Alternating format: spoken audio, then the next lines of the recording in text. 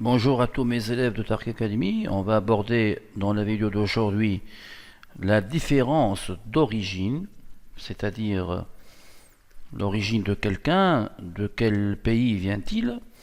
Alors, parmi les différences entre les humains, on peut citer aussi les différences d'origine.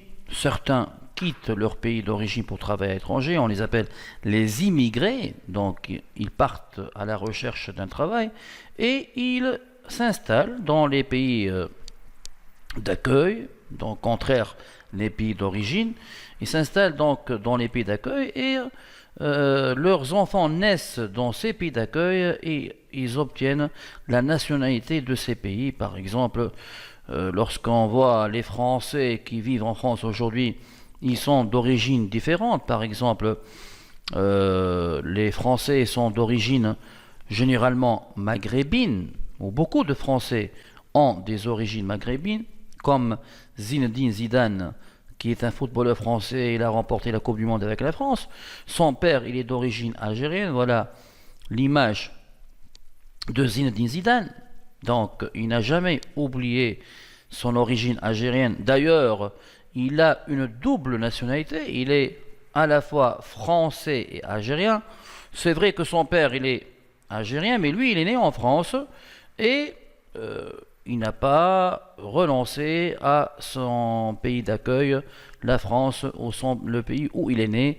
Donc, il est fier d'être français, comme il est fier d'être algérien. Bien. Ici, la deuxième image montre que aussi il y a des Français qui sont d'origine tunisienne. Par exemple, Wissem Ben Yedder, qui est un footballeur français d'un père d'origine tunisienne. C'est important ici de noter que ces Français d'origine tunisienne ou algérienne ou marocaine ont beaucoup apporté à la France et ont permis à la France de remporter des médailles pendant les Jeux Olympiques, de remporter des tournois internationaux comme la Coupe du Monde de football, à plusieurs reprises, même à 2 reprises. Donc, vous voyez, la différence d'origine est une source de richesse pour certains pays comme la France, pour certains pays comme les États-Unis d'Amérique. Il y a des images ou des exemples que je n'ai pas cités dans la vidéo, mais si on prend l'exemple d'Einstein, qui est d'origine allemande, il a obtenu la nationalité américaine, il a beaucoup apporté pour les États-Unis d'Amérique. Donc, ici, j'insiste sur ce côté-là, la différence d'origine est très importante et elle apporte beaucoup de richesses pour le pays d'accueil. Voilà pourquoi la France accueille à bras ouverts ces gens qui viennent de plusieurs origines. Donc le troisième exemple que je vous donne dans la vidéo d'aujourd'hui, c'est Gad Elmaleh. C'est un humoriste français. Il fait du one-man show ou du stand-up. Alors c'est un humoriste d'origine marocaine. Il a réalisé il a joué dans beaucoup de films. Et je pense qu'il a même réalisé des films français.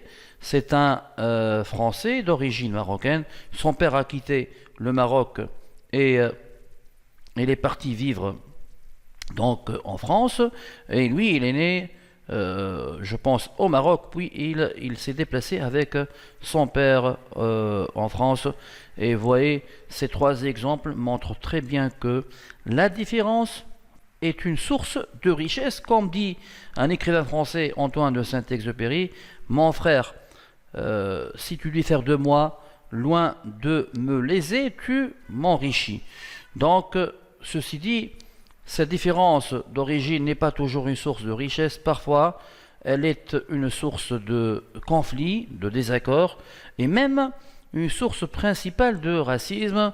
Dans certains pays, il y a beaucoup de racisme contre les Arabes, contre les Maghrébins, contre ceux qui ne sont pas d'origine européenne. Donc il faut comprendre que cette différence d'origine est une arme à double tranchant. Comme elle peut être une source de richesse, elle peut malheureusement être une source de conflit, de haine et de racisme. Voilà donc ce que veut dire la différence d'origine. La prochaine fois, on va voir d'autres types de différence et on va travailler davantage sur cette question de la différence. Au revoir et à bientôt.